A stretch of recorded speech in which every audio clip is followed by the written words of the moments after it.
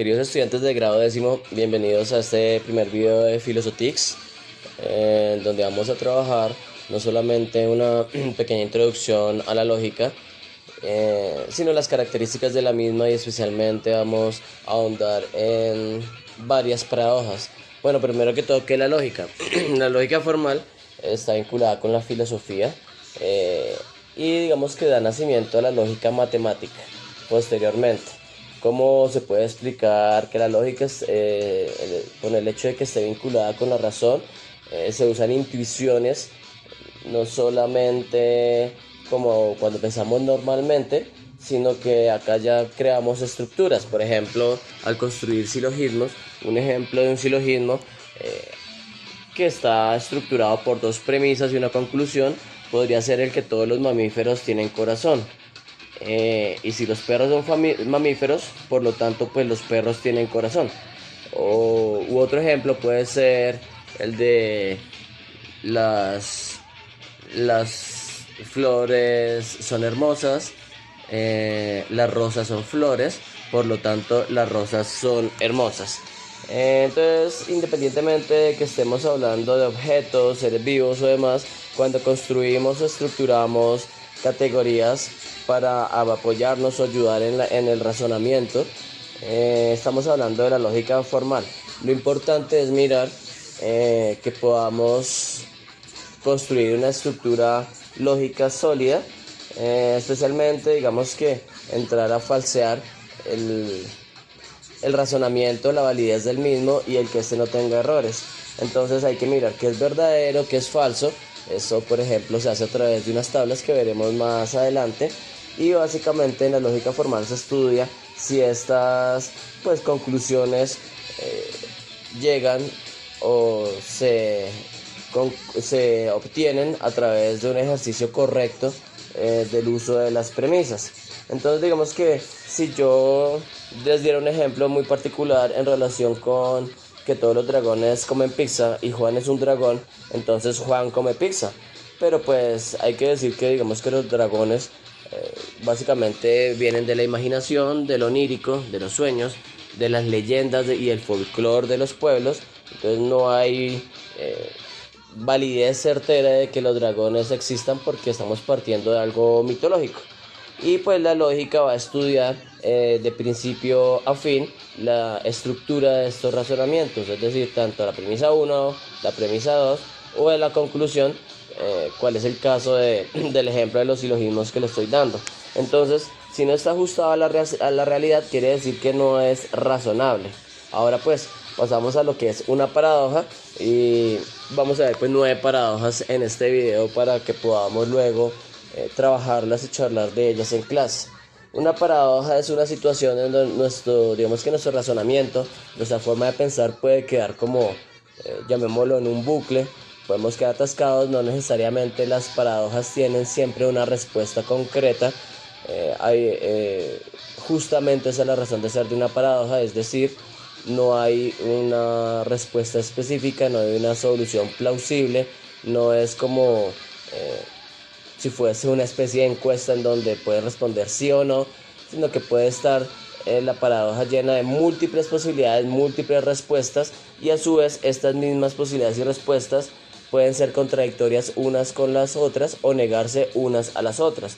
Entonces habría que preguntarse si cuando pensamos a través de la intuición usando este innatismo que tenemos nosotros como seres humanos, hay fallos en nuestra lógica y si necesitamos construir algún tipo de teoría mejor, y especialmente que nos permita entender situaciones complejas de áreas científicas, matemáticas, físicas y especialmente filosóficas, porque es de estas de donde nacen las paradojas y el uso de la lógica formal.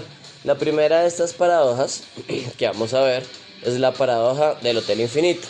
Entonces vamos a imaginar que hay un hotel que tiene infinitas habitaciones, pero inicialmente no hay gran complicación en la medida en que haya un número determinado de huéspedes en el hotel. Pero el problema llega cuando llegue un número infinito de huéspedes al hotel. cómo se puede ocupar un hotel totalmente si se supone que es infinito, quiere decir que no tiene fin, pero si se ocupa en su totalidad, estaríamos hablando de que las habitaciones llegaron a su fin, es decir, todas están absolutamente ocupadas.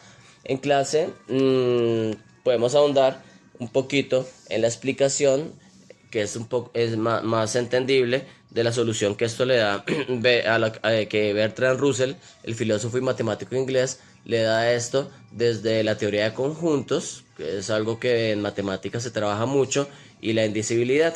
Básicamente, la respuesta o la solución que se plantea ante esta situación es que hay infinitos más grandes que otros. A pesar de que el infinito es un concepto abstracto dentro de las matemáticas, digamos que uno podría decir que los números pares 2, 4, 6, 8, 10 y así sucesivamente hacen parte o representan un conjunto de números infinitos. A su vez, también los números impares 1, 3, 5, 7, etc. Son un conjunto de números también infinitos. Pero estos conjuntos de números infinitos pares e impares están contenidos dentro del conjunto de números infinitos de los números naturales o los números en general. Es decir, que los números pares e impares, estos dos conjuntos, aunque sean infinitos, están dentro de un conjunto, dentro de un infinito aún más grande, que es el de los números en general. Esa es una forma de explicarlo de la paradoja del hotel infinito. La diferencia es que en el hotel infinito intentan darle como una solución, ampliando cada vez más la,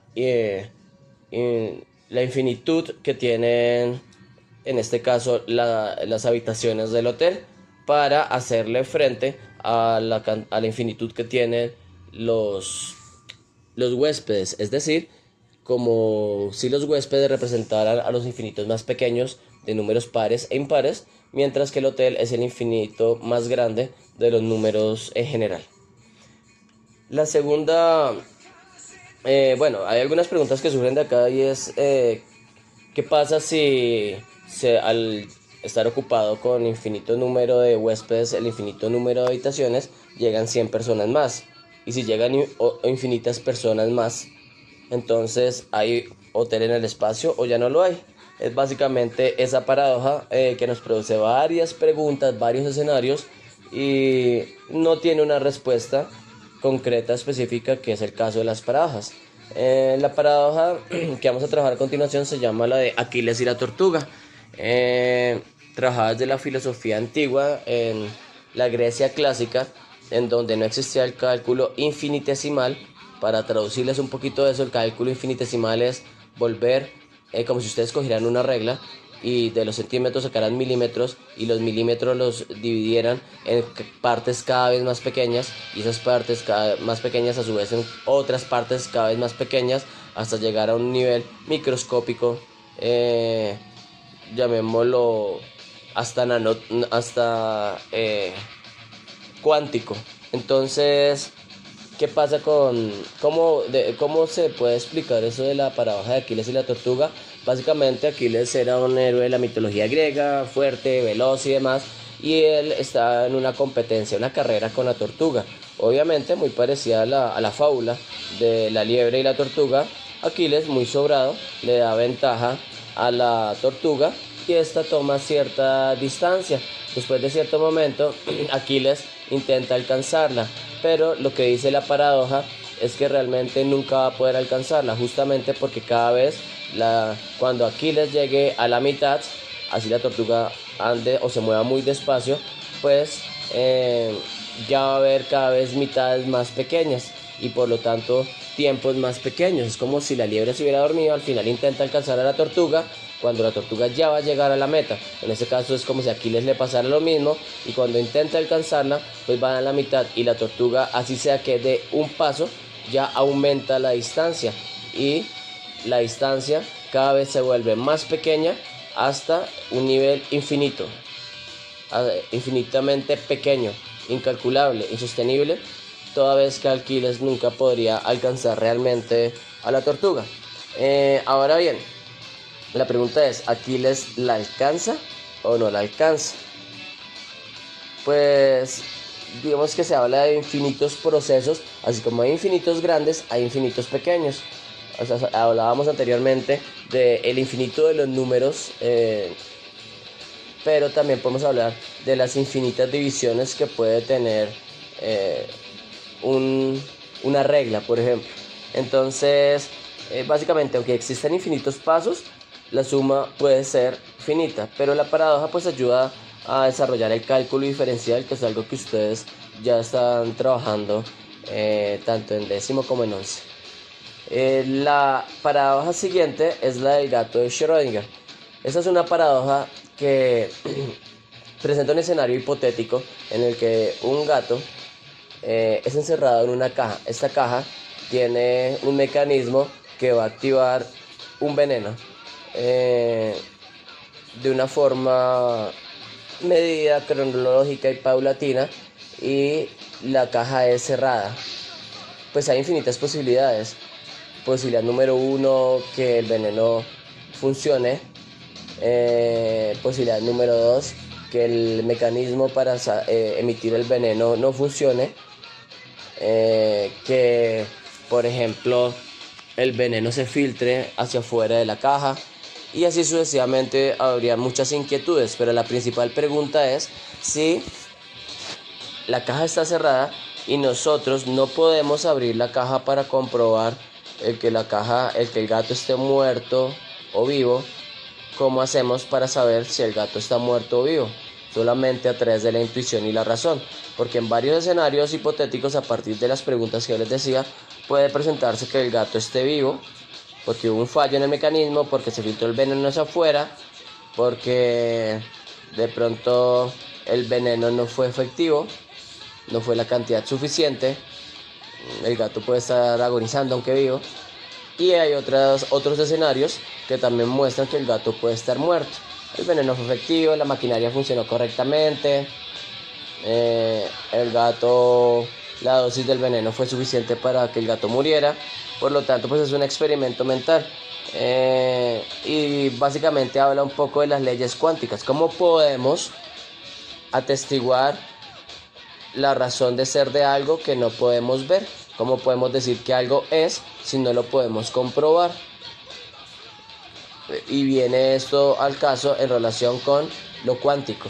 Si las infinitas divisiones tan pequeñas que no las podamos ver, o cuando no tenemos un sentido y tenemos los ojos vendados, cerrados, estamos ciegos y queremos saber de qué color es cierto objeto. Bueno, continuando con este video, vamos a abordar la paradoja de los gemelos. Básicamente, digamos que de lo que se habla es una paradoja que está basada en la ciencia ficción, porque aún nosotros no tenemos tecnología para realizar ese tipo de experimento. Pero vamos a imaginarnos un par de hermanos o hermanas, no importa, y uno de ellos o de ellas aborda una nave espacial y con esa nave espacial se dirige hacia un agujero negro. El otro se queda en la Tierra. Ocurre que alrededor del agujero negro hay un lugar donde la gravedad es tan fuerte que se llama el horizonte de sucesos, en donde esa gravedad puede hasta distorsionar la luz, por lo tanto distorsionar la materia, el espacio, el tiempo. El tiempo, digamos que pasa de forma diferente. Ustedes han escuchado que el tiempo es relativo, que por ejemplo cuando ustedes están en ciertas clases que les gustan, pasan muy rápido. Cuando están en clases que no les gustan, pues pasan muy despacio. Pues el tiempo básicamente es relativo, y eso es de lo que habla esta paradoja. El gemelo que viajó al horizonte de sucesos del agujero negro va a experimentar una ralentización del tiempo, es decir, pasa el tiempo mucho más despacio para él, mientras que para su hermano transcurre según la gravedad de la Tierra. Resulta que cuando uno de el gemelo que estaba viajando en la nave espacial vuelve a la Tierra, es mucho más joven que su otro hermano que se quedó en la Tierra. Es decir, el gemelo que viajó alrededor del agujero negro es más joven que el gemelo que se quedó en la Tierra, a pesar de que ellos nacieron en la misma fecha, ¿no? El mismo día, casi que a la misma hora, podría decirse, con diferencia de ciertos minuticos. pero eso se podría explicar, por ejemplo, con el hecho de que si ustedes revisan cómo transcurren los días en los diferentes planetas del sistema solar, no en todos un día tiene la misma cantidad de horas. Por eso es que se puede decir que el tiempo es relativo, y ahí viene la paradoja de los gemelos. O sea, si el tiempo se supone que es una medida estandarizada de las matemáticas, de la física, ¿por qué puede ser tan abstracto y tan laxo en unos lugares pero tan concreto en otros? Porque el tiempo pasa de forma más rápida o de forma más lenta según ciertas condiciones. Entonces, eso se llama la teoría de la relatividad especial, de la que hablaba Albert Einstein, y pues básicamente indica que el tiempo no ocurre igual para todos. Les pongo un ejemplo concreto. Cuando uno es niño, el tiempo pasa más lento. Mientras va creciendo en la adolescencia, el tiempo va pasando un poquito más rápido. A mi edad, por ejemplo, el tiempo vuela. Y pues eso justamente también depende de la velocidad de las cosas, en este caso, con las que transcurra nuestros días, nuestra vida. Pero en este caso, en el ejemplo de los gemelos, básicamente tiene que ver con la velocidad con la que se mueve la nave alrededor del agujero negro y el horizonte de sucesos, y pues la velocidad en la que pasa el tiempo en la Tierra, la velocidad en la que dura el movimiento de rotación y traslación de la Tierra, por ejemplo, la cual se ve pues alterada alrededor del agujero negro. La siguiente paradoja de la que vamos a hablar es la paradoja del abuelo. ¿De qué va esta paradoja? Básicamente habla de viajes en el tiempo. Imaginémonos que uno de ustedes, cualquier estudiante que no conozca a su abuelo o a su abuela, quiere viajar en el tiempo, hacia el pasado, para conocer a su abuelo o a su abuela, porque sus papás le han hablado muy bien de su abuelito o su abuelita. Y ustedes logran viajar al pasado y se encuentran con su abuelo. Pero resulta, esto es como el argumento de una película que se llama Volver al Futuro, que su abuelo los encuentra atractivos o atractivas más bien. Es decir, ustedes viajan teniendo 16, 17 años, 18, y llegan a la época en la que su abuelo, su abuela tiene también 16, 17, 18 años. Y resulta que su abuelo o su abuela se enamora de ustedes. Y eso, así ustedes vuelvan y viajen al futuro, eso va a transformar la realidad del abuelo, y puede que no se case o no tenga hijos con su pareja. Es decir, que sus papás no nacerían, y por lo tanto ustedes tampoco nacerían. Y en ese orden de ideas no habrían viajado en ningún momento al pasado.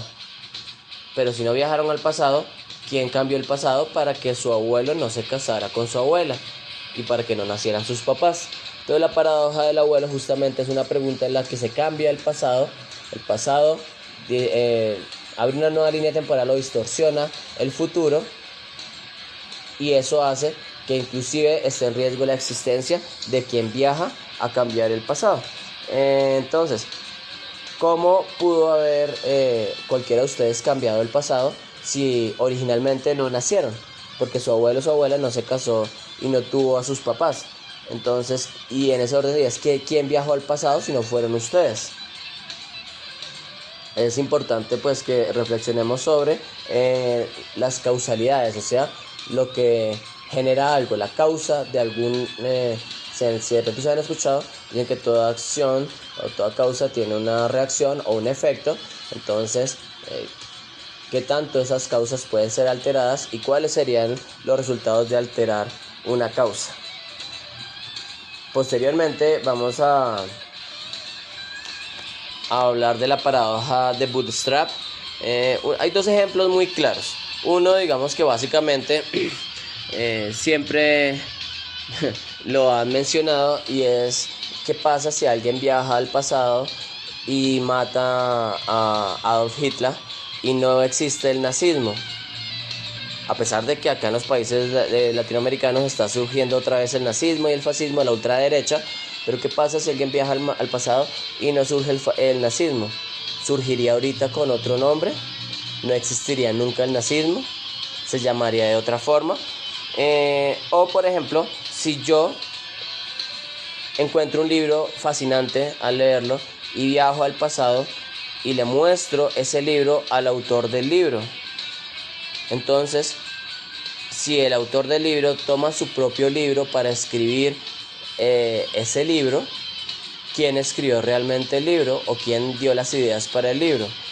¿El autor original o yo que se lo llevé al pasado antes de que él lo escribiera para que pudiera tener las ideas? El ejemplo, digamos que está igual con un científico al que se le lleva una investigación científica, con un músico al que se le llevan composiciones musicales antes de que las descubran, de que las realicen, y cuando las realizan basados en eso que ellos mismos hicieron en el pasado, pero se trae del futuro, entonces se cuestiona la autoría de esas obras científicas, musicales, culturales, literarias y demás. Entonces es algo que tiene que ver con el origen de la información. Se perdería la autoría sobre esos descubrimientos o el origen de esa información. La siguiente paradoja es la paradoja de Fermi. Es una paradoja que habla sobre la vida en diferentes sistemas solares, galaxias y demás, a través de la observación con la poca tecnología que tenemos, y teniendo en cuenta que hace décadas, como en los 70, se lanzó una sonda espacial que se llamaba la Voyager, o como la Viajera, con la velocidad que teníamos en ese momento, y la sonda hasta ahorita está saliendo del sistema solar, y el sistema solar es un espacio muy pequeño dentro de nuestra galaxia, la galaxia a la que nosotros le pusimos Vía Láctea, y dentro del universo hay muchísimas galaxias, y digamos que hay inclusive hipótesis de que hay varios universos, pero con millones de galaxias dentro de nuestro universo ya es suficiente, porque igual el universo podría ser infinito o por lo menos estar en expansión constante. Así que si hay miles de millones de planetas que por lo menos estén en la zona habitable,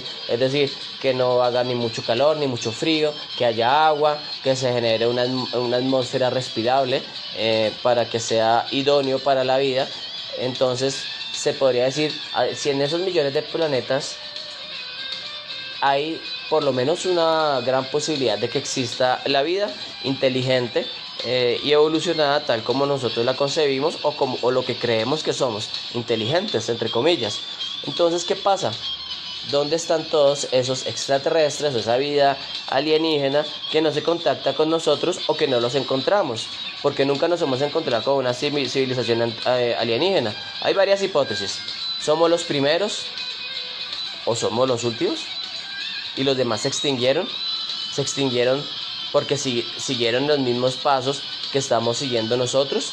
O sea, contaminar su ambiente, andar en múltiples guerras, pelearnos por dogmas religiosos, políticos, o se destruyeron en guerras entre sí por otras situaciones que desconocemos, o están demasiado lejos.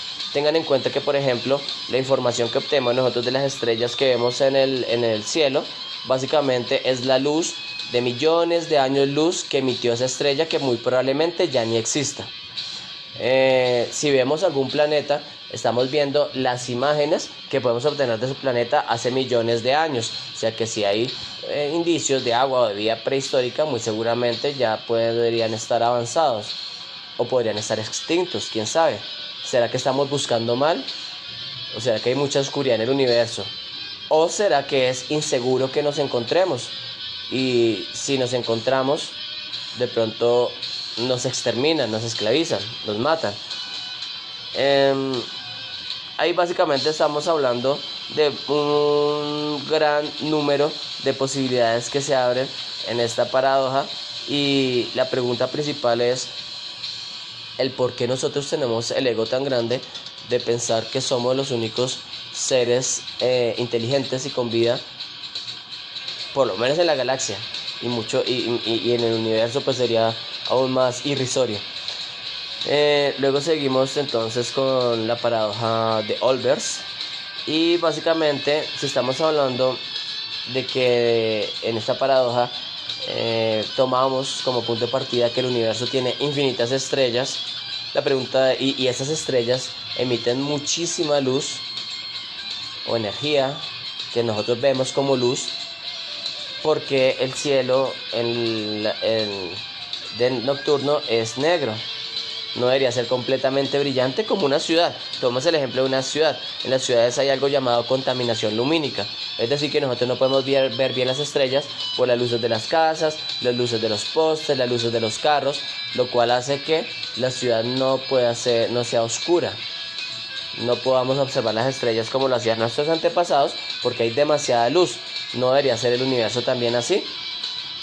Básicamente, pues la respuesta actual es que el universo tiene una edad finita, o sea, contable, medible, y está expandiéndose, como les decía anteriormente en la paradoja de hace ratico. Mientras que pues la luz de muchas estrellas o millones de estrellas pues aún no ha llegado hasta nosotros. Lo que lo pone a pensar a uno en realidad sobre el hecho de, aunque la velocidad más rápida, valga la redundancia, y que ha podido teorizar el hombre es la velocidad de la luz, a pesar de que se manejan medidas de velocidad de la luz en el espacio. De todas maneras, la luz que nos llega a las estrellas puede ser el rezago de una estrella que ya no existe. Entonces puede ser que esas estrellas se estén renovando, o que se creen otras nuevas, o que ya haya menos estrellas, pero igual el universo se está expandiendo, y entonces básicamente es tan grande que puede contener a todas esas estrellas, así se estén renovando constantemente o se creen muchas más. La paradoja siguiente es la paradoja de la información del agujero negro. Como les había contado anteriormente, pues digamos que en el horizonte de sucesos, que es un anillo alrededor del agujero negro que descompone la luz y descompone cualquier objeto físico, pues básicamente pensaríamos, bueno, ¿qué pasa cuando cualquier tipo de información, un libro, un computador, una obra de arte, entra a un agujero negro?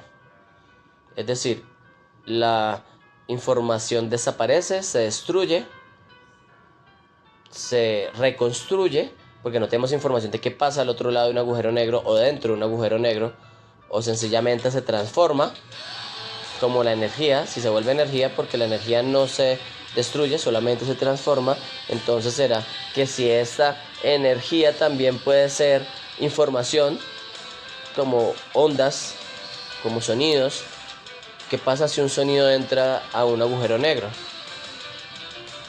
Se desaparece, se transforma, se vuelve silencio, desaparece para siempre.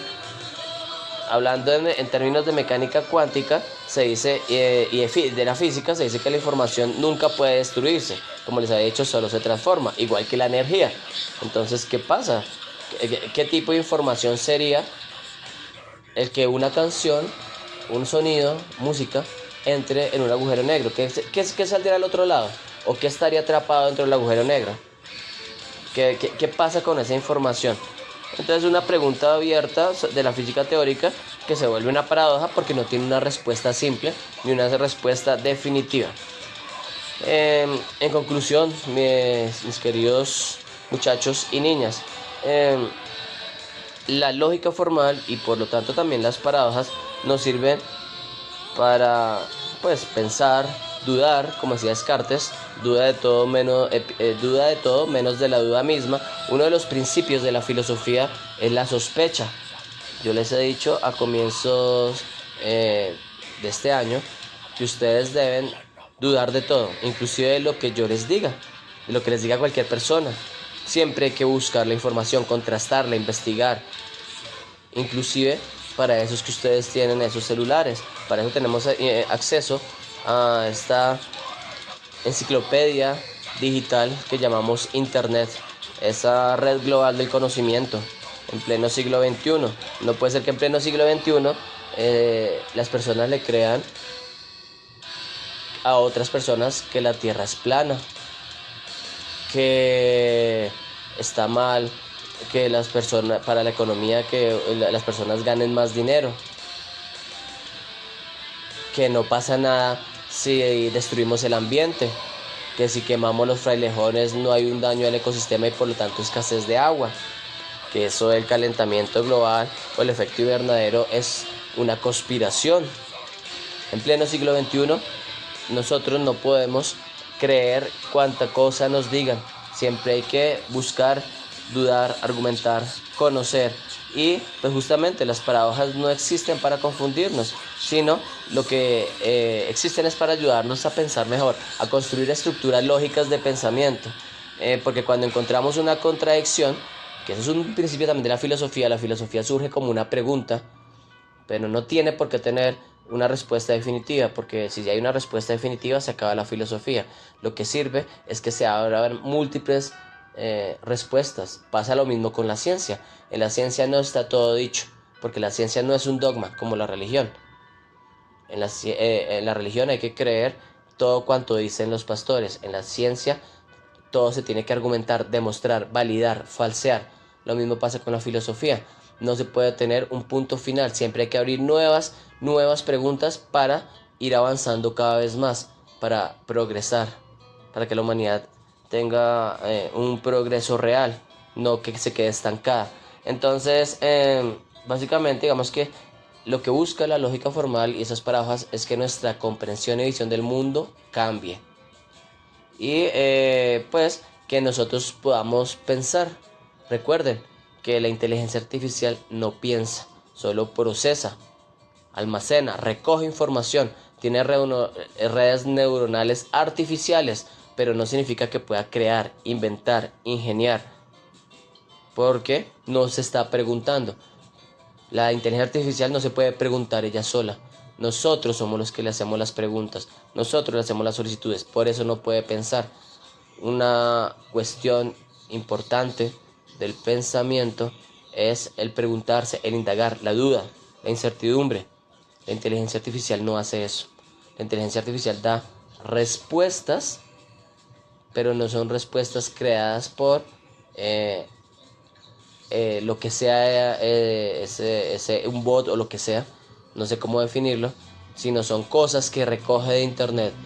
Básicamente la inteligencia artificial es una base de datos gigante, como si ustedes tuvieran un Excel y le dieran control B, control buscar, y buscan una palabra y le van a salir varios resultados. Listo, muchachos, entonces este video es para que lo trabajemos en grado décimo